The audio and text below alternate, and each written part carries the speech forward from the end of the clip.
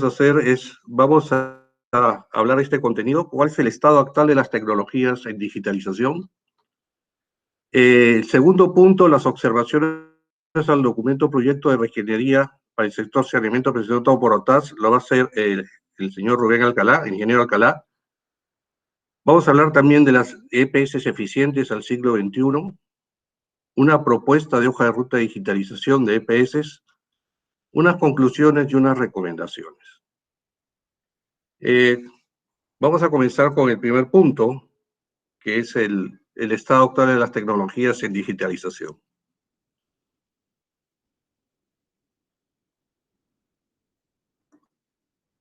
En el mundo, si comenzamos tratando de interpretar cuáles han sido las revoluciones industriales que se han tenido.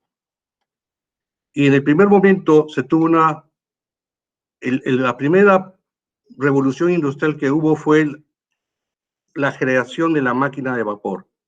Eso fue por allá por los 1700, fue en Inglaterra. Y el segundo gran punto de la revolución industrial fue la creación de la electricidad. Y con eso hizo una producción en masa y una cadena de montaje, gracias a la electricidad, al inicio del siglo XX, finales del siglo XIX.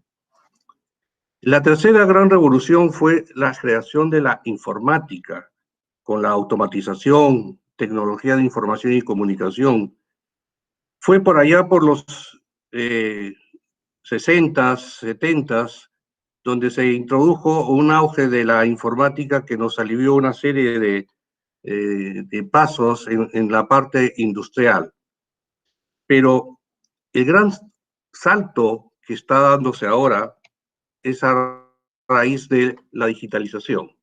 Hablamos de elementos como Big Data, como blockchain, como Machine Learning, como Internet de las cosas, como redes neuronales, como Digital Twin. Y todo esto, ¿qué forma parte? Forma parte de una industria 4.0, que es la industria de digitalización. Es decir, ya a partir del 2008, 9, 10, se ha comenzado a desarrollar un auge de todas estas tecnologías, que es el inicio del salto para la digitalización. Y en ese sentido es donde debería partir toda nuestra inicial y nuestro punto de partida de la digitalización en el marco también del proceso de gobierno digital que viene desarrollando el Estado peruano. Y eso fue justamente la cuarta revolución industrial. Si podemos desarrollar un poquito más de lo que estamos hablando, ¿qué cosa es Big Data? En OTAS, en el ministerio, en las EPS, en los gobiernos subnacionales, en todos sitios se genera muchísima información. Información relacionada a estudios topográficos, por ejemplo,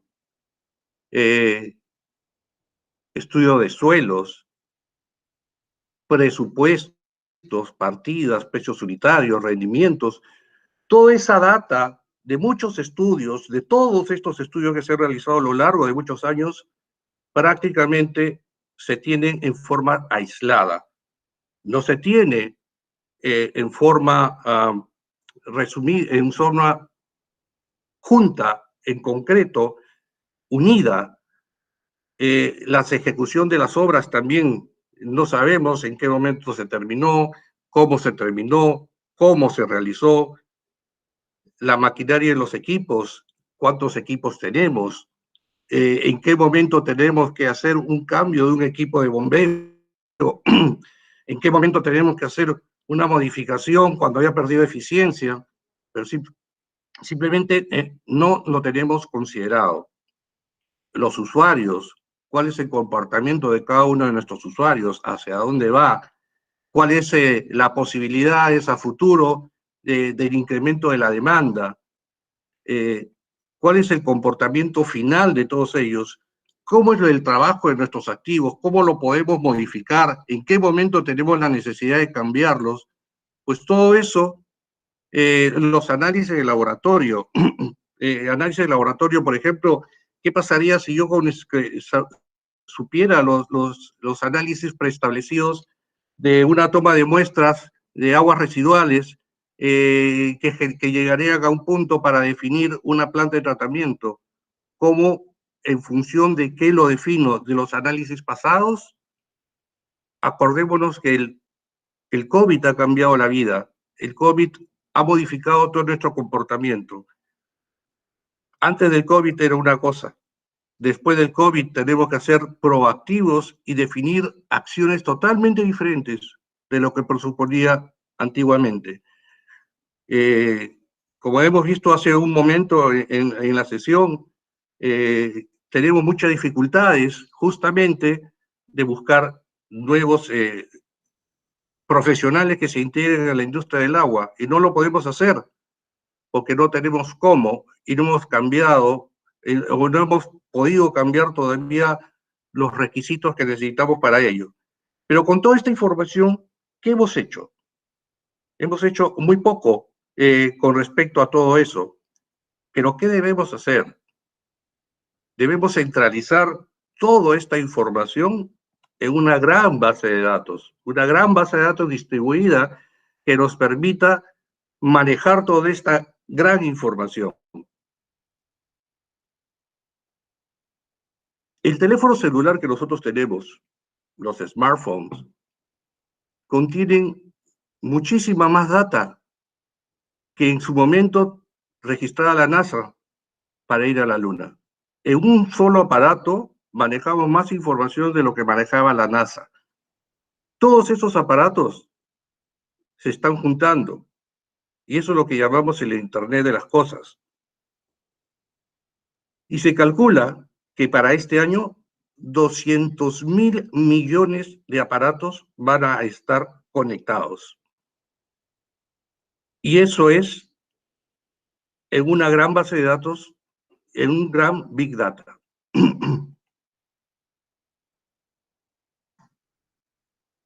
Pero todo esto no puede ser manejado por un software convencional. Todo esto no puede ser manejado por lo que se tenía antes. Cómo se manejaba la información en los data warehouse.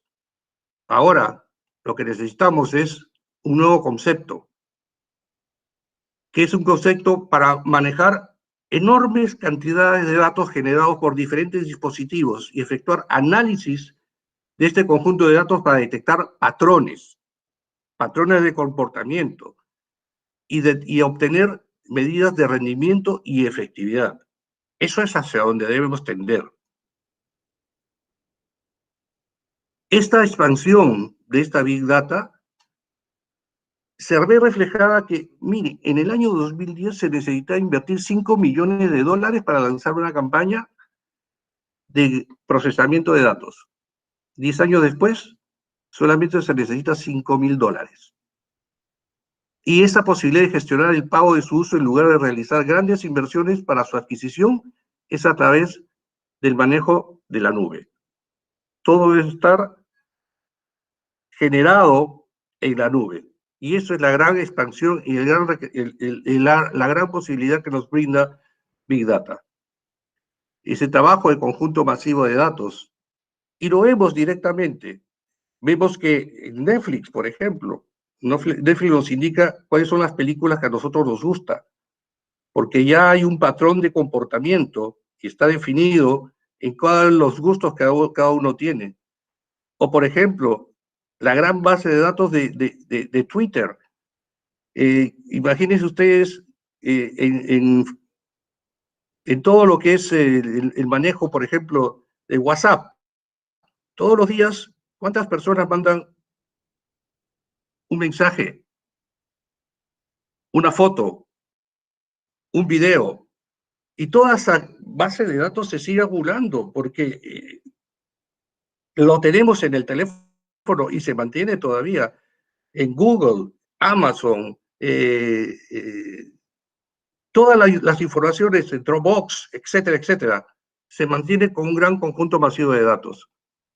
En el pasado, teníamos una base de datos centralizada, almacenamiento en un único punto y una capacidad limitada. ¿Cuáles eran las características?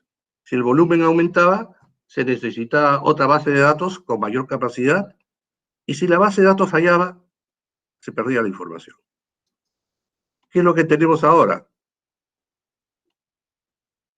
Una tecnología que utilice una base de datos distribuida, que trate la información para analizarla, aunque esté físicamente repartida en diferentes máquinas, clusters, y las características es poder gestionar y explotar grandes volúmenes que necesitan un enfoque tecnológico totalmente diferente.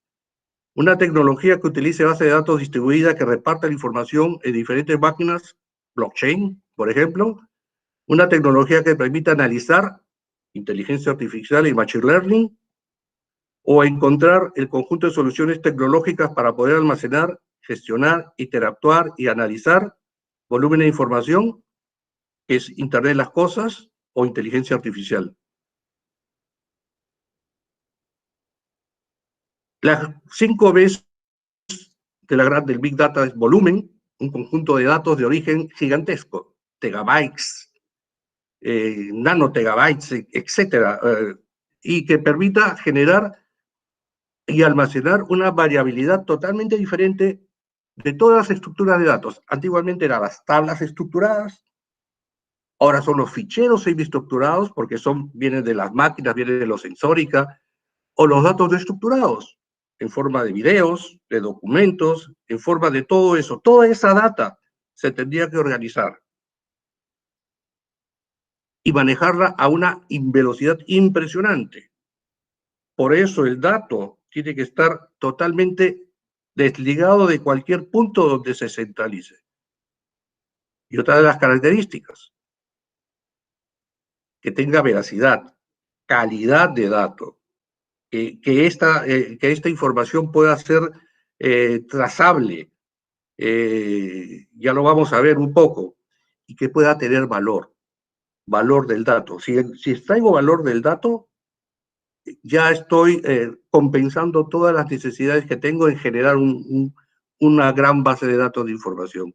Y me refiero a una gran base de datos porque la centralización podría estar en OTAS. Y desde OTAS manejar toda la información de todas las EPS, la gran base de datos. No necesariamente una EPS tiene que comprar algo, no.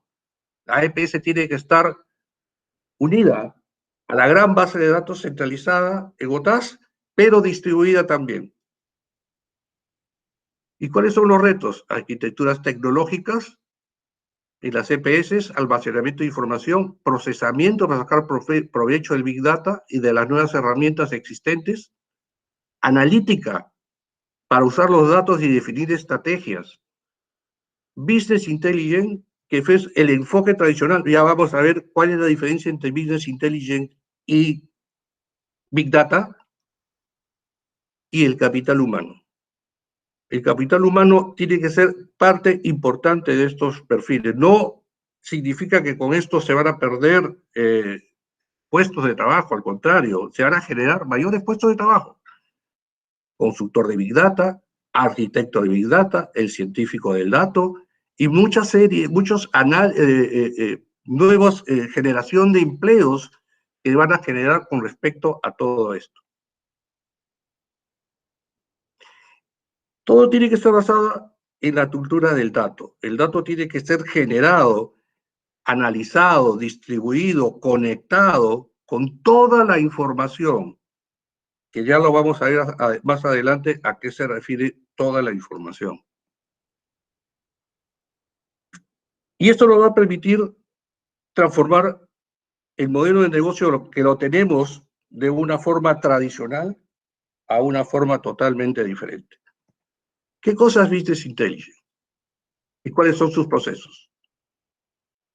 Antes se manejaba el Business Intelligence de una forma tradicional, en una base de datos tradicional, centralizada, pero no distribuida, y todos los datos se almacenaban en un data warehouse, y si se necesitaba mayor capacidad de almacenamiento, pues se tenía que generar. Y las empresas utilizaban herramientas de Business Intelligence para pedir informes del rendimiento pasado, los datos al pasado, qué ha pasado en ese dato, o los datos que se pedían anteriormente para poder generar algún comportamiento, pero en función del pasado. Cada área de la empresa actual tenía su propio análisis. El proceso de análisis se repetía con el tiempo y se comparaban los resultados en distintos periodos del tiempo y se medía la evolución de la empresa con el tiempo basada en las decisiones del pasado. Y el foco de análisis, informes, las tendencias, los indicadores, un análisis retrospectivo y descriptivo y un proceso de análisis comparativo. Eso es Business Intelligence. ¿Qué cosa es Big Data? La ciencia del dato va más allá. La ciencia del dato lo que permite es tratar de generar patrones de conducta o patrones, o buscar patrones para poder analizar a futuro las grandes proyecciones. No lo del pasado, sino lo del futuro. Y lo vamos a explicar dentro de un rato. Y la ciencia del dato no está basada en los informes, ni las tendencias, ni los indicadores. Está basada en los patrones y las correlaciones y los modelos a futuro. Es un proceso que no es estático, es un proceso de experimentación que se va alimentando poco a poco. Inteligencia artificial, machine learning. Los datos están, no están estructurados. Se puede generar y tomar la información de todos lados. Y es un análisis no retrospectivo ni descriptivo, sino predictivo y prescriptivo. Totalmente diferente.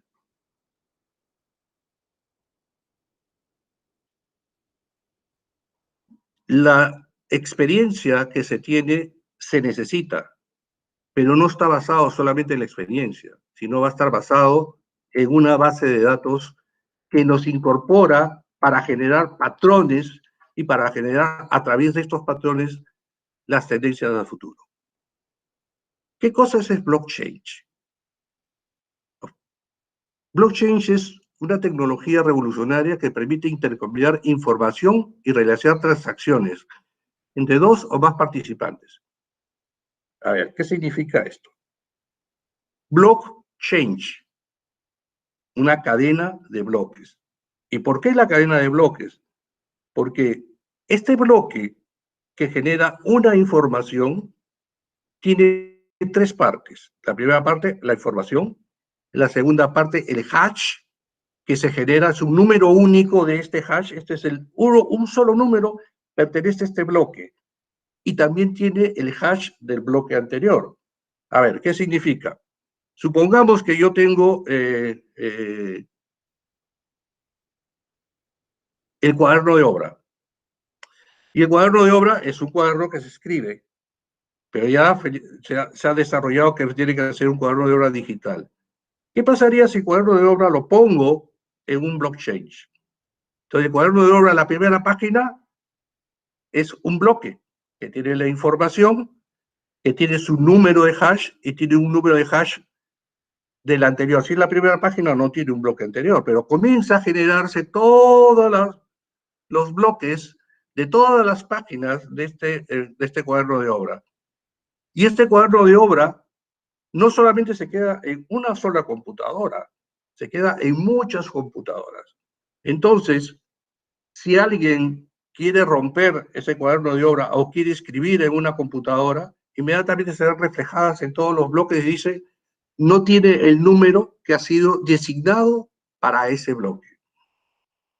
O todas las compras, los procesos logísticos, los procesos de cambio de información, de cambio de los impulsores de un equipo de bombeo. Todo está relacionado, todo está segmentado y es impenetrable. Es decir, toda la información se maneja en bloques y no son posibles ni plausibles a ser modificados. Entonces, no hay ningún ciberseguridad, con respecto a eso, sino simplemente que el bloque se mantiene a lo largo de todo. Por ejemplo, en este certificado que me dieron de blockchain, ahí está el número de bloque. Y ese número de bloque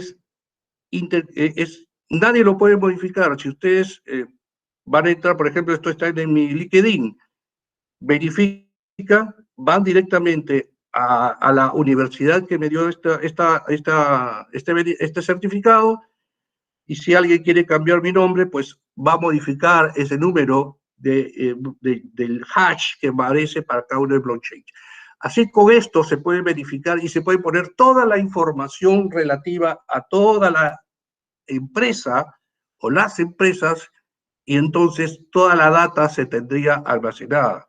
La data de las actas del directorio, la data de todos la trazabilidad de alguna compra, de un expediente técnico, de un proceso de algún o alguna obra.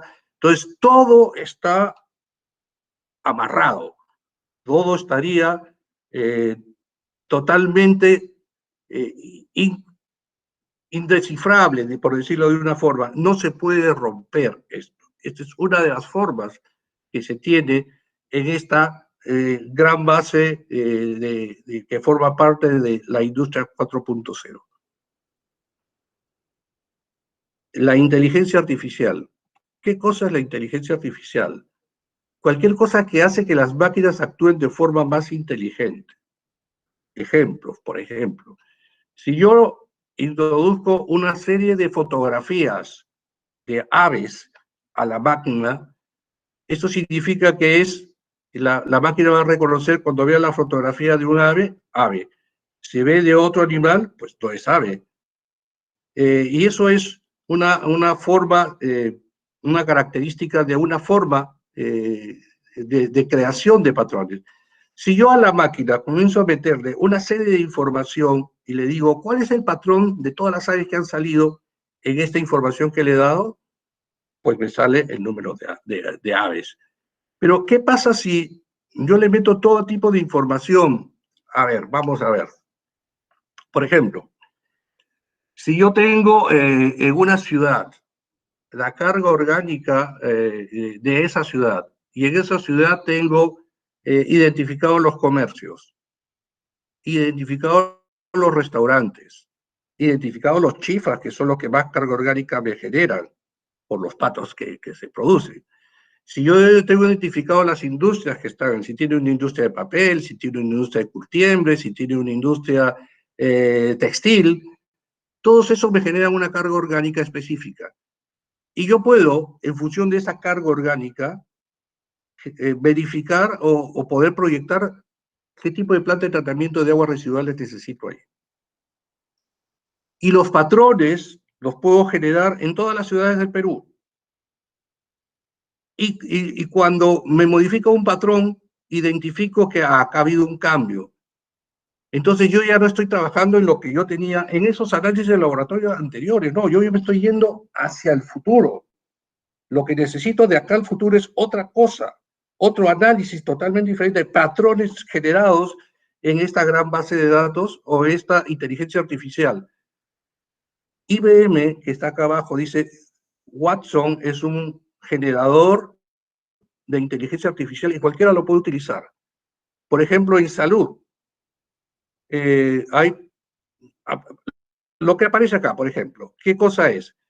Un montón de fotografías de un montón de personas de un montón de diferentes actitudes. Y, por ejemplo, yo veo la actitud de la chica de la derecha, que son de una actitud de alguien que está asombrándose. Entonces, tiene un patrón, y ese patrón está dado por una curva de regresión.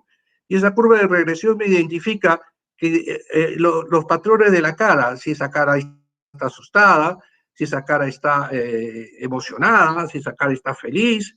Entonces, todos esos patrones me dicen cómo es la inteligencia, el reconocimiento facial. Y, por ejemplo, esas redes neuronales, si yo le pongo una serie de datos de todos los automóviles y las características de todos los modelos, identifico cada modelo con características propias, la máquina me puede generar que el modelo de la fotografía es un Audi V6, por ejemplo, o me puede generar una serie de patrones donde yo me puedo comenzar a relacionar esos patrones de comportamiento con las necesidades. Patrones de consumo, por ejemplo, qué ha pasado en el COVID, cómo ha sido el consumo, cómo han sido las descargas, cómo ha sido todo lo que ha pasado a lo largo, necesito saber ya para poder identificar a futuro. Estamos hablando de una generalidad. No estamos hablando todavía de cómo llevar adelante todo esto. El Internet de las cosas, el famoso IoT. Toda la sensórica se acumula, toda la sensórica envía su información a una gran base de datos. Por ejemplo, los sensores que yo tengo en casa manejan la luz, manejan mi televisor, manejan mi equipo de sonido, manejan las luces externas de la casa, y está programado para que cuando yo llegue se puedan encender las luces de la entrada, o me pueda prender el televisor a la hora que yo acostumbro llegar, el canal que yo requiero, o en muchos de los casos también el IoT de un refrigerador me puede indicar que si falta leche, si falta carne, si falta pollo. Es decir, esas aplicaciones de domótica, o el control de acuarios, o la aplicación en el sector ganadero, o la aplicación de una fotografía que yo tomo a una planta y que puede indicar si esa planta necesita o no algún fertilizante, porque ya tomando la fotografía me puede indicar el estado de la planta. Y en el sector agua, la micromedición, la telelectura, las soluciones de medición en control remoto, la calidad de agua me puede estar indicando la necesidad o no de implementar algún tipo de polímero que sea necesario, o la eficiencia energética con arranque y parada de los equipos de bombeo y los analizadores de red, o el control de activos. Hay ciudades donde meten algún tipo de cámara de televisión y me está generando alguna información de las tuberías de alcantarillado, niveles de corrosión. En algunos casos me indican el grosor de la corrosión de la tubería y en qué momento la tubería se va a terminar de corroer por todo el slime que se ha formado al interior y la generación de CO2, de H2S, ¿no? Toda la información que me permita saber cuál es la cantidad de H2S o ácido sulfídrico que se produce al interior de las tuberías y que me está generando corrosión, o cómo lo puedo disminuir. Y esa arquitectura está dada por una serie de conectividades que gestionan dispositivos, son escalables, son confiables, y están, ¿a dónde? En la nube. Y es una conectividad permanente y va a la gestión de datos y va a toda esta gran base de información que yo tengo y gestiono los dispositivos para poder establecer estrategias de cómo generar reducción de agua no facturada, por ejemplo, o cómo generar un sector totalmente aislado de una ciudad, y ese sector aislado medido con una macromedición, medido con una micromedición, puedo generar un balance hidráulico al interior de todo eso. O cómo esta escalabilidad me va a permitir simplemente comenzar a montar mi base de datos estructurada, generada, hacer la arquitectura específica para poder justamente escalar, gestionar, modificar y tener los patrones que yo requiero de acá a futuro. Acordémonos que este momento es el inicio y esto tendría que estar totalmente establecido, trabajando en 10 años. No ahora, en 10 años. Y esa flexibilidad me permite, con esta arquitectura de IoT, la gestión de dispositivos, importar el fabricante, cualquier fabricante que sea. Yo necesito algo superior que me permita generar toda esta base, esta información dentro de la flexibilidad y sobre todo tener la seguridad. Protocolos de informaciones rápidas, pero a la vez seguras, ciberseguridad totalmente anti-intrusiones y dentro de la escalabilidad que nos permite todo esto. Uno de los últimos puntos que se generaba en los gemelos digitales. ¿Qué es un gemelo digital? Un gemelo digital es un SCADA que va al costado del SCADA. El SCADA ya no es el culmen, no es lo último. El último es la gran base de datos para generar patrones. En el año 2000, yo participé en la implementación del SCADA de la Tarjea, de la planta de tratamiento de la Tarjea. La planta de tratamiento de Sedapal tiene como 10 SCADAs. Ninguno se conecta. De eso sabe bien Oscar, que miró un poco los estudios de esto, ¿no? Tenemos el Survalen, el Infoplas, el Oasis, el Infowar, etcétera. Hay infinidad de SCADAs, pero ninguno funciona. ¿Y qué se ha hecho con la data de ese SCADA? Nada. No se ha generado nada. A nivel estadístico puede ser, pero he tenido un gemelo digital, un modelo matemático al costado que me permita generar diversos escenarios, que me permita saber cómo voy a interactuar en una zona, por ejemplo, qué sé yo, una avenida que de un momento a otro comenzó a cambiar su estatus y hay 50 edificios. ¿Cómo yo puedo hacer una modelación de cómo va a funcionar esa red, generando toda esa carga de ese sistema de alcantarillado que antes era residencial para casas unifamiliares y se convirtió de repente en edificios? Y eso va a pasar, está pasando en Arequipa, está pasando en el Cusco, está pasando en Trujillo, está pasando en Piura. Entonces, esos escenarios son totalmente diferentes a los escenarios que nosotros teníamos antiguamente. ¿Cómo podemos manejar todo esto?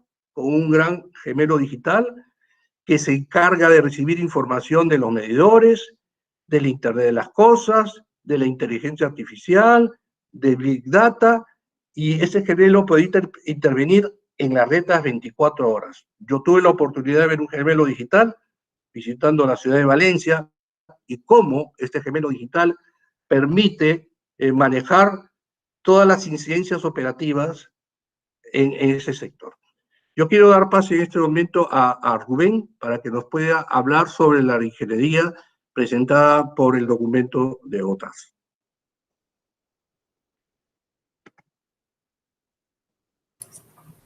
¿Qué tal? Bueno, voy a presentar mi pantalla.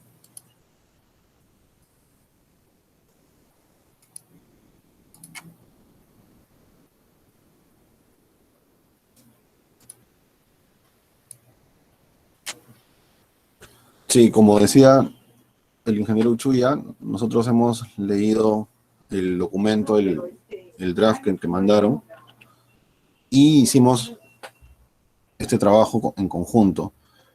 Como les decía el ingeniero Uchuya, es muy importante el tema de la disrupción tecnológica, que más adelante lo voy a abordar, pero no podemos hablar, digamos, de modernizar tecnológicamente a las CPS si no tenemos en consideración otros temas de los cuales también están flaqueando. Y bueno, se ha visto que desde OTAS lo están mejorando, pero hicimos una pequeña navegación a través de las páginas web de las CPS que están en el ámbito, y todavía hay unos temas que consideramos que se pueden mejorar antes de entrar al tema de informática, porque cuando uno sistematiza las cosas tal y como está y no aborda el tema de la cultura, de la estrategia organizacional, el tema de las personas y los procesos, el tema tecnológico pues terminas sistematizando el problema, ¿no?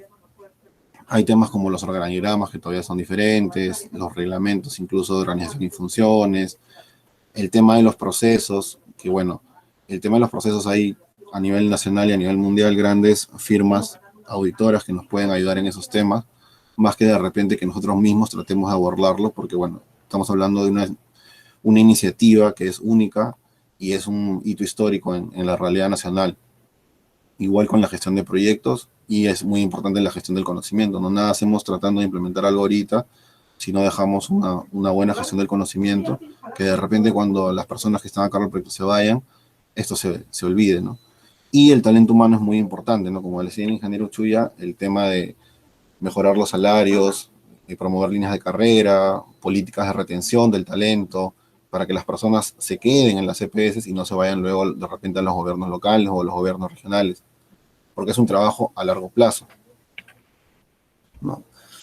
Un modelo de gestión donde confluye el tema de personas, el tema de procesos y el tema de tecnología, podría ser algo parecido a esto, desde un sistema integrado de gestión que es la parte superior de las EPS, que podría ser un sistema integrado en conjunto, porque entendemos que el negocio de las EPS es el mismo a nivel nacional, por lo tanto, todas deberían tener el mismo norte y la única diferencia es el lugar o la zona de influencia.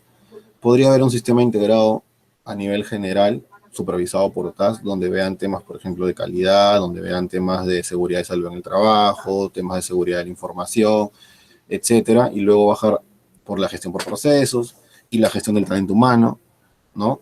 También ver una gestión del portafolio de proyectos, que es a nivel nacional.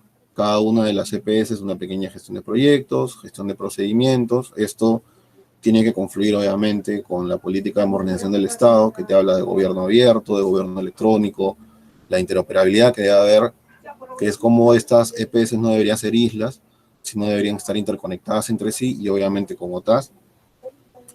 Y por debajo tener el tema que ya se ha evidenciado en el informe, que es la gestión comercial y financiera y la gestión de la administración, pero también debería haber el tema del negocio en sí mismo, ¿no? Bueno, esto apoyado por servicios de apoyo operativo, que es otro tema que voy a hablar más adelante, y el tema de sistemas de información, que sí lo han abordado en cierta manera.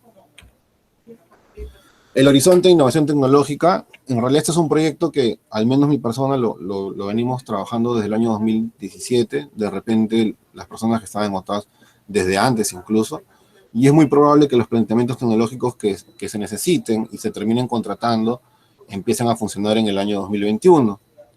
Entonces, si estamos hablando de un tema que es a largo plazo, que por lo menos un proyecto como este no va a suceder en 5 o 10 años, entonces tenemos que hablar de tecnologías que hoy por hoy sean disruptivas, que sean nuevas, que estén marcando la pauta a nivel mundial y que se basen obviamente en otras tecnologías que ya puedan tener 10 o 15 años en el mercado, pero sin embargo que en el camino no queden desfasadas. Entonces, por eso es que más o menos con el ingeniero Chuya habíamos planteado el tema de cómo aplicar ciertas tecnologías disruptivas como el blockchain, la industria 4.0 y las demás que ven en la diapositiva a lo que se quiere a largo plazo, ¿no? Porque entendemos que no es que un proyecto como este, de tantos millones de soles, se va a realizar cada 2 años o cada 3 años, ¿no? Es como que la persona que se va a comprar una computadora nueva y sabe que no tiene costumbre de comprarse una cada 2 años, sino que la va a hacer durar 5 o 10 años. Entonces tenemos que proyectarnos hacia por lo menos el 2031. Este es un marco histórico de más o menos las tecnologías como van avanzando, desde arriba en la parte superior izquierda, el tema del data warehouse, pasando por la inteligencia de negocios hasta la actual inteligencia de negocios 2.0 y el Big Data y la inteligencia artificial. Es obvio que no podemos pensar de buenas a primeras implementar un tema de inteligencia artificial en las EPS si no pasamos por este proceso histórico. Pero tampoco podemos decir que de repente nuestra meta es quedarnos en un business intelligence y no llegar a lo demás. En el Internet de las Cosas, que es la revolución, vemos que año a año, en la parte inferior izquierda, se van conectando tantos equipos, tantos dispositivos al Internet, que terminamos teniendo un gráfico exponencial, y nosotros no podemos ser ajenos a eso, ¿no? Y bueno, en la parte derecha vemos las tecnologías que hoy en día están dando la hora en las industrias, que es justamente un tema que atañe a las EPS. En los sistemas de información, al margen de lo que se busque, hemos tratado de esquematizar un modelo de un sistema de información integrado e interoperable que tenga unas características básicas que están al lado izquierdo, Obviamente orientado a procesos. Como les dije, si los procesos no están bien definidos y estandarizados, definitivamente no vamos a poder hacer un buen trabajo, no van a poder hacer un buen trabajo. Tiene que estar orientado a servicios TI, ¿ok? Tiene que ser seguro, tiene que ser escalable, tiene que ser rentable, tiene que ser confiable, sostenible en el tiempo, ¿no? Todo esto nos da sostenibilidad en el tiempo porque entendemos que es un software que, por ejemplo, creemos que no debe darse a personas naturales. Este software lo debería hacer una reingeniería o una nueva propuesta, una software factory a la cual se le pueda penalizar, a la cual se le pueda hacer seguimiento, una software factory que tenga ya estándares internacionales incluidos, una software factory que tenga, digamos, la capacidad de poder dar y quitar recursos a medida y que pueda estar con nosotros un tiempo y que como se hace en países de Europa, por ejemplo, tú le puedes decir, ok, esta software factory va a ser el sistema, pero la operación y el mantenimiento se lo van a ir de repente rotando cada 5 años las empresas, porque tampoco es bueno que exista una empresa que esté perenne, pero tampoco le podemos dar, cambiar cada año, porque esa alta rotación también hace daño. Y las funcionalidades necesarias hoy en día en un sistema de información como el que queremos es obviamente la georreferenciación, los indicadores y los reportes, que pueda tener aplicaciones móviles, que pueda tener alertas y notificaciones multicanal, que tenga un tema de sincronización offline, que tenga un tema de firma digital, que tenga un tema de monitoreo de la infraestructura del servicio para saber si está funcionando o no las 24 horas. También que nos pueda dar transparencia financiera, ¿no? Con lo que el ingeniero Uchuy hablaba del blockchain. El blockchain nos permite, entre otras cosas, trabajar lo que es la transparencia financiera y así. Es muy importante saber que existen entidades generadoras de la información, que todas las que trabajan en el marco de saneamiento, por ejemplo, las mismas EPS, la OTASE, APAL, SUNAS, el PNCU, etcétera. Hay otras empresas, otras entidades de gobierno que de repente son colaboradoras, quienes nos nutren de información a nosotros, y hay otras entidades que son interesadas en explotar nuestra información. Este modelo no es a rajatabla, pero definitivamente es un modelo que describe 3 tipos de entidades a las cuales nosotros debemos orientarnos. ¿Cómo trabaja un sistema de información de ese tipo de la mano de tecnologías disruptivas? Por ejemplo, de izquierda a derecha, en la parte superior izquierda tenemos el famoso Internet de las cosas que hablaba el ingeniero Uchuya. Entonces, nosotros podemos tener sensores de calidad de agua. No, nosotros podemos colocar sensores a nivel nacional que te puedan medir, por ejemplo, el nivel de turbiedad, el nivel de alcalinidad, el pH, el nivel de cloro, la temperatura, etcétera. Y otros sensores que nos den el tiempo o el caudal de servicio.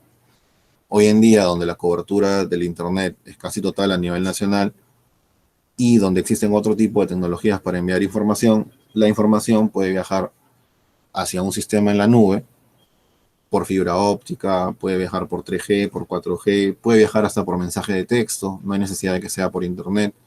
Y en el peor de los casos, puede viajar por Internet satelital. O sea, Internet satelital ya es la última opción y eso sí existe a nivel nacional, es los que usan las mineras. Entonces, si se trata de enviar información, hoy en día no hay excusa a nivel nacional. En el tema de SCADA, bueno, SCADA ya ha sufrido varias evoluciones en los últimos años. Tenemos, por ejemplo, podemos controlar las líneas de conducción, podemos tener un control sobre las plantas de tratamiento y con las nuevas tecnologías de SCADA lo que podemos hacer es simulaciones de escenarios de control, dado que las nuevas tecnologías lo que te permiten es tomar tus patrones de la realidad y jugar a posibles escenarios de contingencia para que cuando las plantas fallen o las líneas fallen, sepamos qué acciones tomar. En la parte superior central está lo del blockchain, ¿no? Entendemos que el negocio de las EPS también es cobrar y pagar. Entonces recibe y brinda pagos. Entonces, si todo eso pasara por una pasarela de pagos, pero con contratos inteligentes, controlada por blockchain, entonces digamos que la contabilidad, las finanzas de las EPS estarían controladas al milímetro, serían distribuidas y tendrían, digamos, una transparencia total. Entonces ahí no habría problemas de saber si algo está sucediendo internamente que pueda descontrolarse. Todo esto, todas estas tecnologías, definitivamente deberían estar centralizadas en un hub de la nube. No debemos una lógica hoy en día que las 3 EPS o las que se puedan sumar a futuro tengan dentro de sí mismas de pronto un centro de datos. Eso ya no hace lógica. Las EPS deben dedicarse a su negocio, que es la comercialización, la operatividad del tema del agua en las diferentes ciudades y regiones del Perú. No están ellas hechas para armar un área de informática de 30, 40 personas. Entonces ahí viene el papel fundamental de OTAS de cómo hacer que exista una solución centralizada en la nube de la cual todas las EPS puedan consumir simplemente los servicios. Con inteligencia artificial se puede hacer lo que es la predicción del sector, la detección de fraudes, ¿okay? Con el tema del Big Data, que ya les habló el ingeniero Jaime, se puede analizar la información en tiempo real velozmente y también se puede analizar la información histórica, porque recordemos que con el tema del SCADA y con el tema de Internet de las cosas, lo que tenemos son millones de datos llegando diariamente, ni siquiera son miles, son millones de datos llegando incluso hasta por hora, porque podemos manejar diferentes variables. Haciendo un paréntesis, como hablaba el ingeniero Jaime, perdón, Netflix es una empresa que a nivel mundial analiza miles y miles de variables, tantas que ya no sabe qué hacer con ellas, y es tan poderosa que ellos tienen ejercicios de simulación y nosotros no nos damos cuenta. Ellos lo que hacen es cerrar la operación en un continente para ver si el otro continente puede soportar la carga del anterior. Por ejemplo, ellos apagan los equipos en Europa para ver si la demanda de Europa puede ser sostenida por sus equipos en Norteamérica y en Sudamérica. Y estos ejercicios los hacen en tiempo real. Y nosotros no nos damos cuenta porque ya tienen un nivel tan grande de control de sus variables y de su entorno que han llegado a ese nivel de madurez. La tercerización de servicios, que ya va más allá de una solución de tecnologías disruptivas y de sistemas de información, es lo que les comentaba, ¿no? Las áreas de TI de las EPS deben ser más áreas gestoras que áreas de soporte o llenarse de personas. Hoy en día pueden contratar una sola empresa de mesa de ayuda a nivel nacional que les ponga personas a la disposición de las EPS para que les ayude en sus temas operativos del día a día. Hay empresas que les hacen el servicio de digitalización de valor legal para todos sus documentos y sus archivos históricos, así como también para pasar a todas las EPS a un tema de cero papel. Empresas que también te alquilan las impresoras, te alquilan los escáneres y le brindan el mismo mantenimiento. No tenemos que llenarnos de activos fijos. Empresas de telefonía en la nube. El centro de datos se traslada a la nube, como les explicaba. Hay empresas que los equipos de redes y seguridad perimetral te los administran, incluso a través de un leasing te los alquilan, ni siquiera tienes que comprarlos, ¿no? Ellos vienen con todo, te instalan todos los equipos, administran y te dan servicios, te dan reportes mensuales. Por ejemplo, ¿quién lo hace esto hoy en día? Las cajas municipales, el Banco Falabella, el Banco Financiero, varias empresas grandes que se dedican a su core del negocio ya no están preocupados por estos temas. Y lo que ya ustedes tienen en OTAS y tenemos nosotros acá en el ministerio, obviamente es tener, por ejemplo, servicios de correo, colaboración y almacenamiento en la nube, y tampoco te preocupas por comprar licencias y estos temas. Obviamente el tema de la seguridad de la información es muy importante. Nosotros pensamos que desde OTAS, desde el equipo especial, se puede administrar este tema, porque tampoco es que vayamos a tener un grupo de hackers en cada EPS, pero sí sería bueno que haya un grupo de seguridad de la información centralizado en OTAS que busque que las diferentes EPS lleguen a certificarse en la ISO 27001 y que lleguen a tener prácticas constantes de la ISO 31000, que es gestión de riesgos, y la ISO 22301, que es la continuidad operativa, basados en la tecnológica sobre todo, y que una vez al año, por lo menos, o si se puede 2 veces al año, este grupo de la OTAS contrate una empresa que les pueda hacer un ethical hacking, pero desde el punto de vista de los ejercicios que se están haciendo hoy en día en Europa y Estados Unidos, que son los equipos azules contra los equipos rojos. Un equipo rojo es un equipo formado por una empresa externa que simula ser los chicos malos, los hackers, y un equipo azul son los profesionales internos de alguna organización, en este caso TAS, que se enfrentan en ejercicios de ataque y defensa definitivamente por lo menos una vez al año, ¿no? Ya tanto esfuerzo que se va a realizar en este proyecto, no me cabe a mí que de repente no se considere la arista de la seguridad de la información, que es muy importante, ¿no? Porque cualquier falla que podamos hacer hoy en día está expuesta ante las grandes vulnerabilidades que existen y que se desarrollan día a día y van avanzando de manera muy, muy rápida. Y como les digo, la gestión de las TIC es muy importante, porque en realidad bastaría tener 2 o 3 personas dentro de las EPS que se dediquen a la gestión de las TIC en el día a día, a ver los proyectos, a ver la gestión de los contratos, de los servicios contratados, y a coordinar constantemente los niveles de madurez de los sistemas como TAS, para que en sí mismo la EPS y su personal se dedique a lo que es el negocio, ¿no? Las mineras como Votorantim Metals, como Hochschild, como Cerro Verde y otras más, sus áreas de TI, las más grandes, no pasan de 7 personas, porque todo lo tienen definitivamente tercerizado. Entonces, a eso es lo que tenemos que apuntar, como dicen zapatero a sus zapatos, ¿no? Esa era parte de la presentación. Yo le vuelvo el foco al ingeniero Jaime. Muchas gracias. Gracias, Rubén. Yo sigo ahora con la presentación.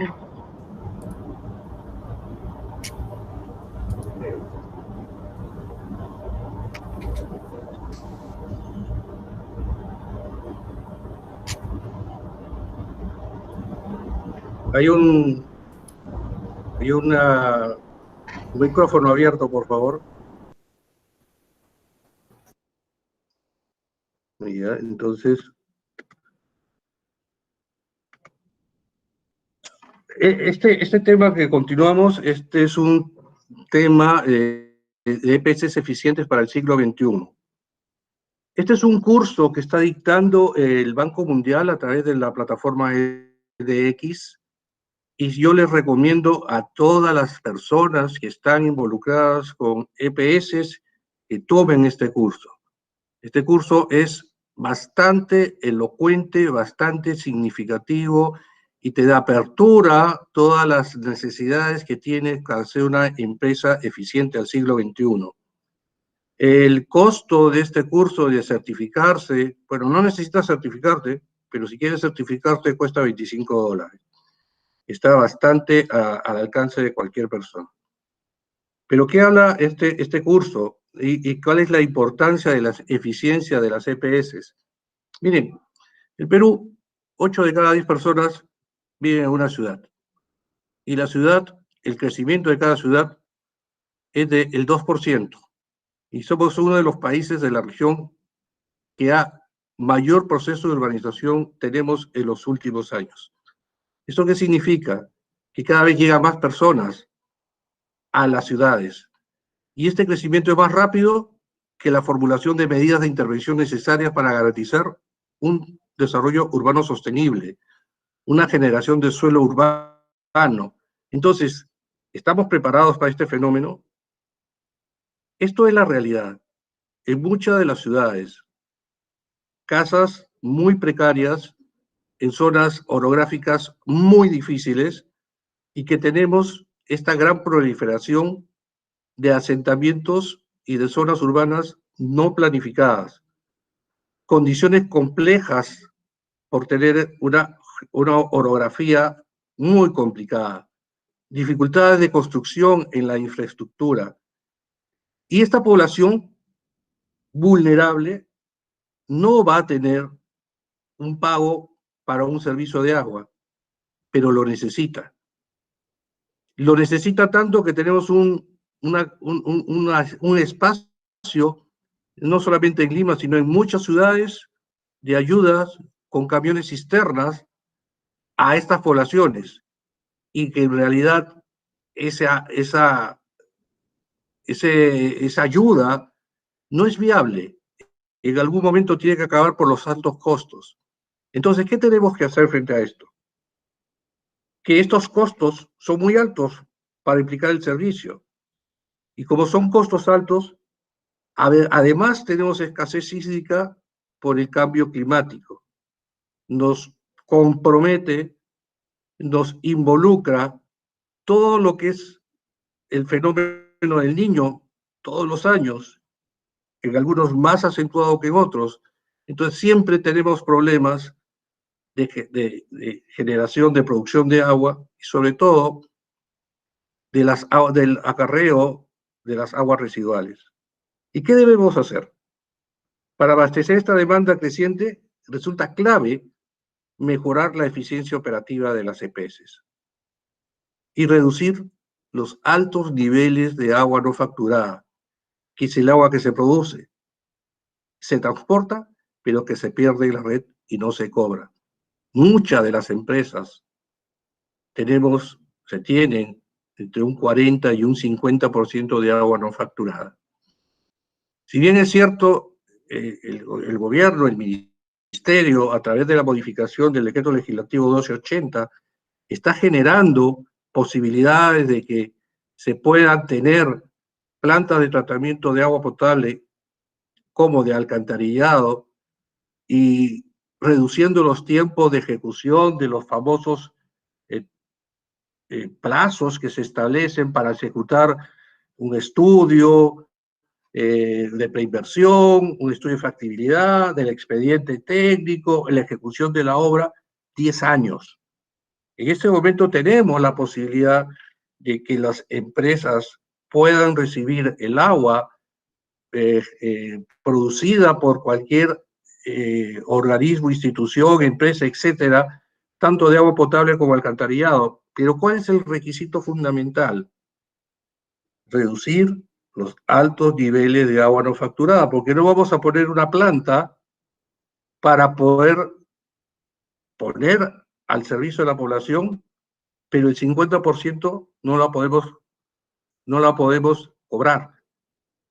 Y sin embargo la tenemos que tratar en una planta de tratamiento de aguas residuales. Entonces, ¿qué tenemos? ¿Cómo ser eficiente rápidamente? Reducir el agua no facturada mediante controles de presiones y reducir el agua no facturada mediante la control del consumo. ¿Con qué? Con macromedición, con micromedición, con telelectura, con reducción de restricciones. ¿Restricciones cuál? IRACAL, por ejemplo, tenemos que trabajar muy seriamente en resolver esa restricción que nos impide poner medidores que tienen que tener la certificación de cada uno de ellos en la aferición. Eso es una restricción grande. Asegurar una presión suficiente en el último punto de la red, mediante una sectorización, macro, micromedición. Ambos se relacionan. En este curso, ¿qué nos dice el BIT? Que nos debemos implementar 7 programas fundamentales. Desarrollo de programas de reducción de pérdidas, implementación de programas de uso racional del agua, mejoramiento de la gestión comercial, facturación, recaudación, manejo directamente con los clientes y los usuarios, ejecución de programas de mejora de productividad personal, el recurso humano, el talento, diseño de programas de uso eficiente de energía en las distintas actividades. Eso también lo podemos utilizar con la gran base de datos que podamos crear. Desarrollo de programas de mantenimiento preventivo de las infraestructuras. Siempre la parte de prevención tiene que ser uno de los factores fundamentales. Y una innovación y adopción de nuevas tecnologías, lo que estamos hablando, Big Data, blockchain y todo eso que forma parte de Industria 4.0. Y un Smart Water Infrastructure Technology. Esto lo vamos a ver un poquito más adelante. Esta es la cadena de valor que tiene una EPS. La cadena de valor generada por la captación tanto de agua subterránea, en un lago, un río o en un océano. Y eso se transforma en una distribución y una gestión. Y después viene todo el sistema de evacuación de las aguas y tratamiento de aguas residuales. Si esta cadena de valor la vemos fundamentalmente, que es la herramienta de planificación estratégica para analizar las diferentes actividades que generan valor en una empresa. ¿Y cuáles son esta cadena de valor? Las actividades primarias: captación, tratamiento, distribución, recolección, tratamiento de aguas residuales y disposición final. ¿Y cuáles son las actividades secundarias? La gestión comercial, la gestión financiera, el talento humano, la gestión ambiental, la gestión de infraestructura, la responsabilidad social, la gestión de bienes y servicios, la gestión legal. Todas son actividades de soporte transversales y todo esto forma parte de la creación de valor de la empresa. Hasta eso debemos apuntar para tener realmente el concepto hacia dónde queremos dirigir nuestras actividades. Y esto forma parte de una eficiencia integral de la empresa. ¿Qué tecnologías inteligentes debemos tener? Medición inteligente. Rápidamente, en el COVID se hubiese, la gerente comercial de EPS Grau me dijo, si yo hubiese tenido una medición inteligente como he tenido en algunas áreas de los usuarios no domésticos, me hubiese permitido reducir esa posibilidad de contaminación o de contagio de nuestros trabajadores. Tener distritos hidrométricos totalmente sectorizados, un sistema de red de agua en que el suministro y el consumo del agua puedan medirse independientemente. Sectores definidos, sectorización, medición de la presión, control de la presión para que cualquier punto al final de la red pueda tener la capacidad de tener una presión adecuada. Una detección activa de fugas. Hay procesos que se permiten tener rápidamente sin tener que tener mucha inversión en detectar cuáles son las fugas que se tienen en la red. Un sistema de información de la gestión, administración eficiente del agua, los ERPs involucrados. ¿Qué es el ERP? La forma como se analiza un SAP, un Oracle, cómo está conectado a toda la gran base de datos, al manejo de la gestión de activos, al manejo operacional, al sistema comercial, al sistema de facturación, todo el sistema de información de la gestión totalmente integrado, que eso es donde debemos apuntar. El SIC o el JIT, una recolección organizada de datos espaciales, eventos y datos específicos. En el JIT debería estar la información que se tome al momento de hacer una actividad de prestación operativa, que se hizo cuando se llegó una foto, el momento de la ejecución y al final, evidencia de los trabajos que se vienen realizando. El SCADA, un software de apoyo de datos obtenidos en tiempo real con capacidad de automatización y niveles sofisticados. Y el gemelo digital, el modelo hidráulico, que es una herramienta esencial para generar ¿qué? Planificación, escenarios, optimización, operación. Todo esto forma parte. Un SCADA que recoge información y un gemelo digital que me da la posibilidad de planificación. Una cultura organizacional innovadora, una cultura diversa e igualitaria para todos los trabajadores en todas las condiciones para desarrollar el talento humano, transparencia, procesos claros a través de blockchains, información abierta, abierta y cerrada, abierta para todo el público, cerrada que se pueda hacer, tener la posibilidad de modificarla. Una resiliencia al cambio climático, adaptando ese cambio a todos los conceptos que yo tengo en este momento, incorporando alternativas de extracción como elemento de infraestructura verde, modelos constructivos, BIM, fuentes de energía limpias, eficientes. Todo esto nos ayuda en el momento de poder generar un cambio específico. Capacidades digitales robustas. Acá también nos hablan de tecnologías como el Big Data, inteligencia artificial, realidad virtual, vehículos autónomos, drones, realidad aumentada. Vamos a hablar un poquito más también de todo eso. Talento humano, adaptado a las competencias, continuamente fortaleciendo su conocimiento. Eso es importante. Las personas que trabajan son importantes. Y tenemos que atraer mayor cantidad de gente nueva al sector. Todos los que estamos acá ya tenemos una edad bastante media, mucho más que media, y tenemos que dar paso a nuevas generaciones, pero hay que tratar de atraerlas. Ese talento humano lo necesitamos. Conexiones con el entorno, capacidad de conectarse con el entorno, con la sociedad, con la academia, con otras empresas, con organizaciones internacionales, con los restos de actores que puedan estar todos relacionados con la empresa. Gobernanza también. Y una transformación continua. La empresa no es una empresa de acá a futuro, no es una empresa estática. Tenemos que cambiar el concepto de empresa totalmente estática que se ha quedado en el tiempo, sino es una empresa que tiene que estar a la vanguardia, totalmente diferente, y el chip lo tenemos que cambiar nosotros mismos, comenzar a cambiar ese chip. Este modelo de gestión va a permitir generar con los objetivos de desarrollo sostenible enmarcados en los convenios que el Perú ha firmado. Y todo esto va a dar lugar a una eficiencia de la empresa. ¿Qué tenemos que hacer con los planes de acción? Agua no facturada, eficiencia de recaudación, eficiencia de talento humano y eficiencia energética, como los primeros factores que tenemos que comenzar. Voy a hablarles ahora de una propuesta de digitalización de EPS en el Perú, basado en conceptos de otras empresas que en ese momento están a la vanguardia.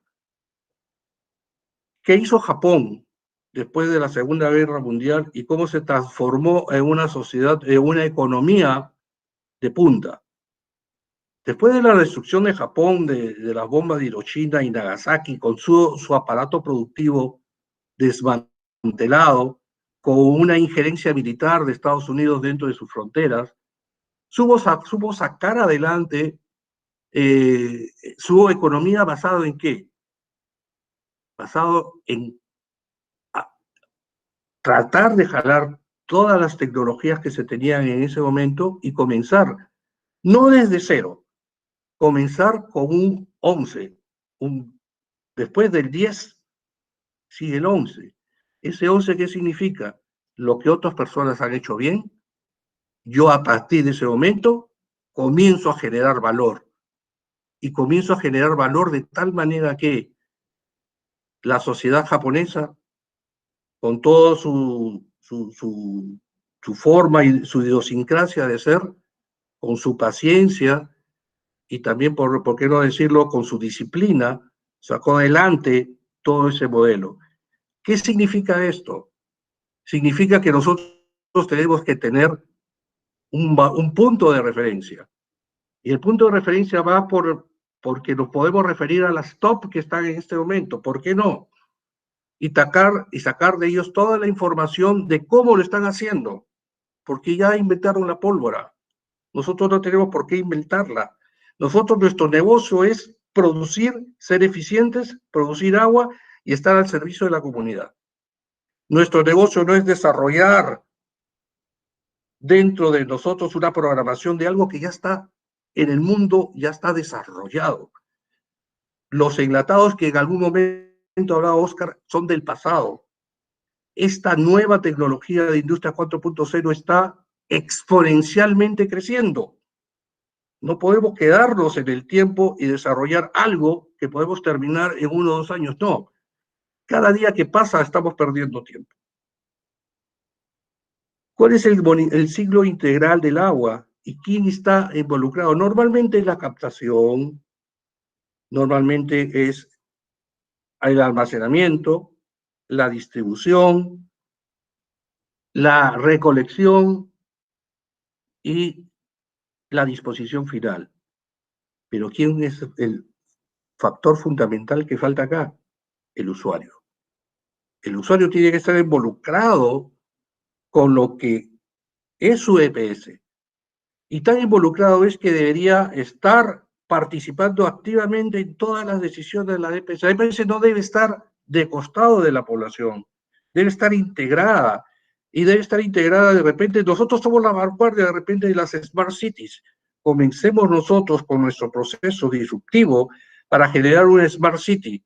Ni siquiera Lima es una Smart City, pero ya hay procesos de llevar adelante un proceso totalmente diferente para ir en el modelo de gobierno digital de que estamos involucrados por ser parte del Estado, generar toda esta tecnología de vanguardia y llevar adelante un programa totalmente diferente, innovativo, disruptivo, que nos permita estar a la vanguardia de todos estos procesos. Ya hablábamos de la captación, las soluciones, la democratización y transversabilidad del dato. El dato no puede estar restringido al área de finanzas, al área administrativa, al área comercial y totalmente aislado. El dato tiene que estar integrado, conectado, distribuido y de ese dato sacar la mayor cantidad de información necesaria para poder planificar nuestra empresa. ¿Cuáles son los desafíos? Justamente la ausencia de una visión integral de todas estas aplicaciones no nos ha permitido mirar un futuro diferente. Una arquitectura totalmente con estancos, totalmente independiente, no con una interoperabilidad, simplemente aislada. Complejidad de la definición de indicadores transversales de la auditoría. Y me dicen, oye, ¿cuánto me cuesta esto? ¿Y en qué momento voy a retornar la inversión? Tenemos una oportunidad con todo este esquema, este programa de modernización del Banco Mundial para llevar adelante realmente como debería ser, como debería plantearse, a futuro, disruptivo, conectado, distribuido. El agua, no solamente en el Perú, es un sector tradicional, un sector donde no ha evolucionado y nos hemos quedado en el tiempo. El jueves de la próxima semana, me han invitado a tener una conversación sobre el proceso de digitalización y cómo estamos en comparación con la energía. Obviamente que la energía es una industria que está prácticamente privatizada, pero la energía está llevando adelante procesos de industria 4.0. Por lo menos tenemos que tener el bosquejo de que sí vamos a llevar adelante todo este proceso para generar una información y una política de EPS totalmente diferentes, con una evolución tecnológica a ritmo acelerado. No podemos perder tiempo. Cada día que pase está el proceso exponencial, está cada vez más distante. Tenemos que reducir esa brecha, tenemos que reducir ese crecimiento y llevar adelante rápidamente estas aplicaciones para que nos permita estar a la vanguardia de un sistema moderno, de un sistema nuevo. Y con eso generamos gobernanza, y con eso generamos confianza de la población, y con eso generamos que la población esté del lado de nosotros. Y con eso vamos a generar con nuestro desarrollo, reducir las restricciones normativas, reducir las restricciones idiosincráticas de las personas, las reducciones inclusive del mismo ministerio. Si estamos a la vanguardia de esto, podemos llevar adelante todo un proceso eficiente, diferente. Para eso necesitamos líderes. Cada uno de los que estamos involucrados con los sistemas de las EPS, tenemos la necesidad de cambiar ese chip, ese cambio, esa forma de pensar de lo que teníamos antes del COVID a la nueva forma de pensar de lo que tenemos en el COVID. Las cosas ya cambiaron. Nunca volverán a ser iguales. Hay un antes y un después. Y estamos a tiempo de poder agarrar ese momento específico que tenemos, ese momento especial que tenemos para sacar adelante nuestro sector. Estas son las actividades que algunas empresas lo hacen. Trabajan con órdenes de trabajo, la parte financiera, la parte de activos, y todo esto está digitalizado, instrumentado. Sí vamos a necesitar recursos para ese tipo de instrumentos de digitalización. Eso es lo que vamos a necesitar construir poco a poco, con una buena hoja de ruta. ¿Cómo comenzamos a desarrollar todo esto rápidamente? Procesos. Los bloques importantes, los activos y la infraestructura, los financieros y el cliente, y los trabajos de campo operativos, en dos dimensiones: instrumentación, que estábamos hablando, procesos y personas. Personas que son importantes, que son los que conocen cómo funciona un sistema. Yo me acuerdo cuando estaba en Sedapal y caminaba con el operador de la zona, y yo caminaba al costado y me decía, ahí está la válvula, ahí está la otra válvula de cierre. y era la persona en la que tenía el conocimiento. ¿Murió la persona y se fue el conocimiento con él? No puede ser. Justamente hay que integrar en este proceso el conocimiento de las personas que tenemos actualmente de cara a futuro. ¿Cuál es el objetivo? Gestión centralizada con ayuda de toma de decisiones y automatización de procesos. ¿Cuál es la propuesta de valor? Un sistema que esté totalmente integrado. SCADA, PLCs, OPCs, GIS, RPs, GBAUS, movilidades, sensórica, IoT, soluciones tecnológicas ya implantadas, desarrolladas por empresas de gestores de otros proveedores de software, ¿qué importa? Pero tenemos que tener un software sobre el software de todos ellos, un software que nos permita, como un traductor, generar, agarrar toda la información. De nada vale en este momento haber generado en CEDAPAL un proceso de integración de SCADAs. Ya no sirve. Pasó mucho tiempo. Lo que tenemos que tener es un SCADA de SCADAs que permita jalar toda la información y una vez que jale la información, dar de baja algunos SCADAs.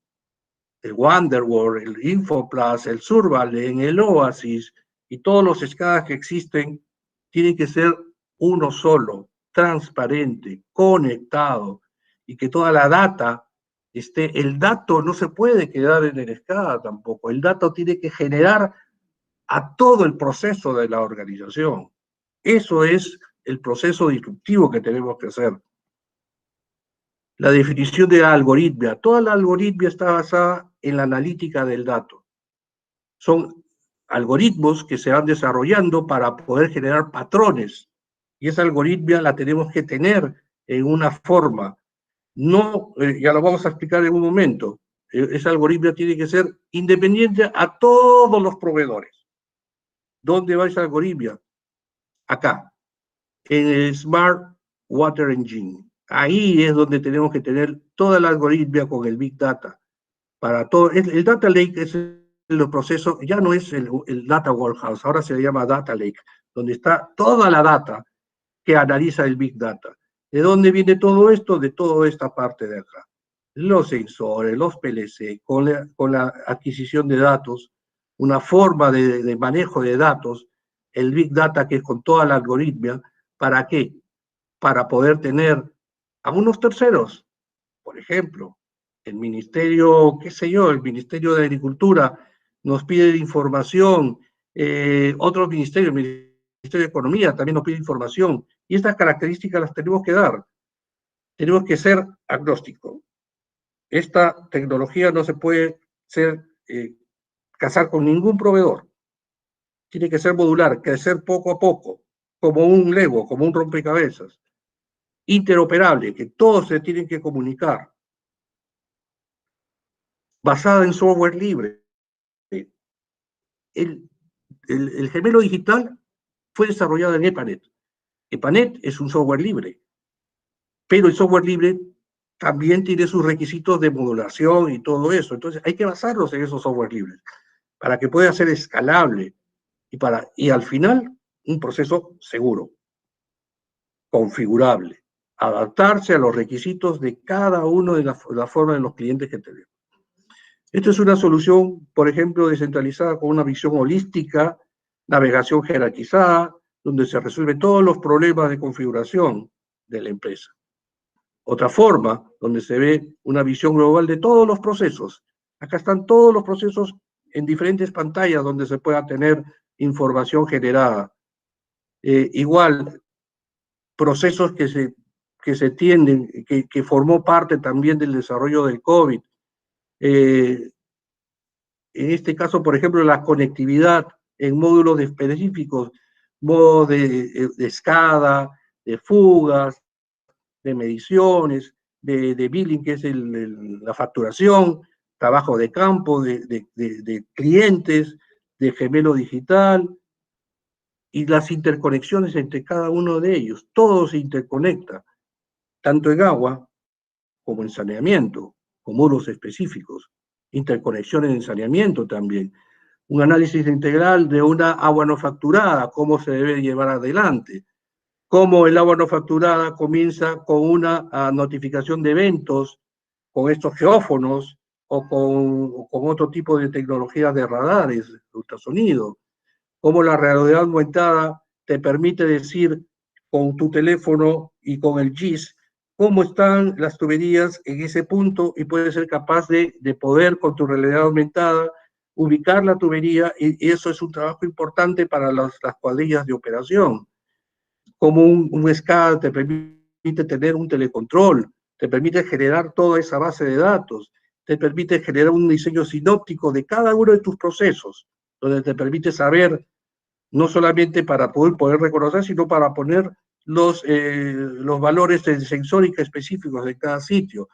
Cómo puedes localizar fugas y cómo puedes poner unos dataloggers específicos para poder generar toda la información antes de pasar al proceso de campo.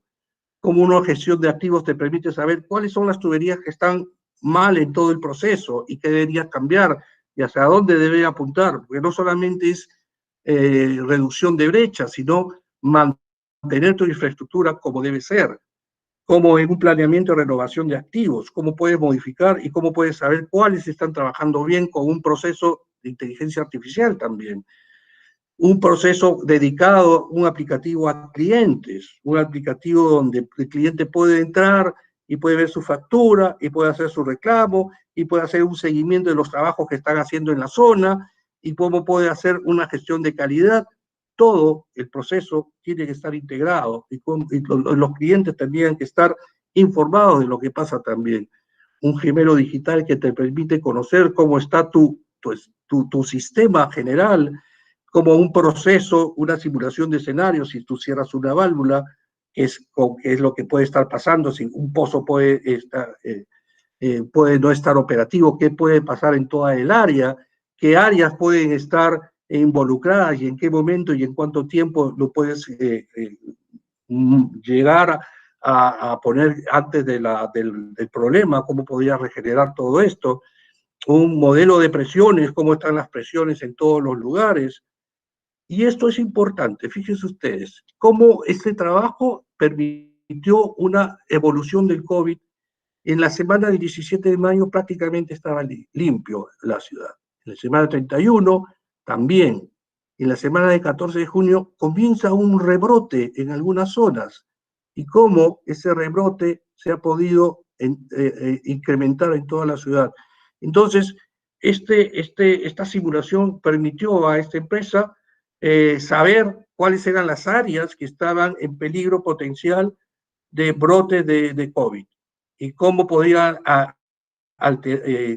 decirle a las autoridades sanitarias cuáles son las zonas que podrían tener mayores aislamientos temporales, etcétera, etcétera. Como conclusiones, la actual forma de efectuar un servicio mediante estos términos de referencia que se están haciendo o este sistema es un sistema que es en realidad ya pasó a la obsolescencia. Yo lo que se plantearía es traer empresas tops del mercado de las principales empresas más digitalizadas del mundo. ¿Cuáles son? Valencia por un lado, Singapur por el otro lado, Sydney por el otro lado, y que estas empresas nos puedan hacer un piloto acá. Y en base al piloto nosotros definir cuáles son las empresas que realmente a nosotros nos conviene, cómo implementar este piloto, cómo evaluar este piloto, cómo llevar adelante todo este proceso, en una forma totalmente diferente. De repente van a haber restricciones de la parte normativa, cambiémoslas pues. Si ya no es el modelo que funcionó en un momento específico, cambiémoslo. Entonces, tendría que realmente hacerse un nuevo concepto, un nuevo enfoque de lo que se presentó en el documento anterior, totalmente diferente de los enfoques tradicionales que se tenían. Y esta propuesta no contiene las tecnologías actualizadas en ese documento y se debe considerar un sistema disruptivo, holístico, conectivo que permite desarrollar los cimientos que debería dirigir la ruta de proceso de digitalización de las EPS. Deberá estar en concordancia con el sistema de gobierno digital Se debe conseguir un sistema modular de crecimiento continuo y considerar el acompañamiento de un socio estratégico, por lo menos en los próximos 10 años. Una capacitación permanente del talento humano y la tecnología debe contribuir a la eficiencia de las EPS, tal como indica este curso del BIT sobre empresas, eficiencia de las EPS al siglo XXI. Que lo que digo es que se debe adoptar como un libro guía las eficiencias en el curso dictado por el BIT. Y las recomendaciones: elaborar un documento de reingeniería que contenga los conceptos de ingeniería de industria 4.0, proponer al Banco Mundial la modificación de las actividades propuestas como compra de un sistema comercial, compra de un sistema SCADA y todo lo relacionado a los sistemas de digitalización, para efectuar un solo procedimiento de adquisición totalmente diferente, y proponer al viceministerio la implementación de un sistema de digitalización de EPS que sea integral y basado en la conectividad del documento que tendría que elaborar otras. Estamos, como Daniela Rosas, al final, en el último minuto y en la última ola, donde ella, en competencia con la ecuatoriana, pudo ganar la medalla de oro. Todavía estamos haciendo de tomar la última ola.